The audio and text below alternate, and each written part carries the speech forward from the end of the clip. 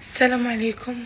الموضوع زاد عن حده وأثر علي وعلى عائلتي. تمام، أنا طلعت أصرح لكم لأني ما أبي أخسركم، لأنكم أنتم أولى لي من أي شخص تاني. الموضوع كله كذب كذب في كذب. الموضوع صح إنه جاتني حوالة، تمام، والشخص اللي حول قام لأني ما أعطيته فرصة، تمام، ولأني ما قبلت أتزوجه لأنه في شيء يمنعني منه، لأنه أنا ما أقبل أتزوج شخص مثل ذاك، تمام. والموضوع كله كذب في كذب. 25,000 دولار تراها كلها كذب، تمام.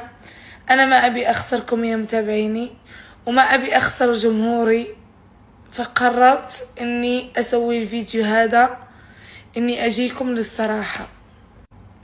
فالموضوع زاد عن حده، وجتني اتصالات، جتني تهديدات، وجوني كتير أشياء، وأهلي دروا. أهلي أنا أبي ميت، تمام، أبي الله يرحمه ميت. هذا أبي، هذا يمكن أخاف منه هيك، أرجف لما يكون بس قدامي. أصلا لو كان أبي ما كنت في السوشيال ميديا. بس يعني أنا أمي، أنا زي ما خسرت أبي الحمد لله، راح هو راضي عني، والله الحمد لله، اللهم لك الحمد.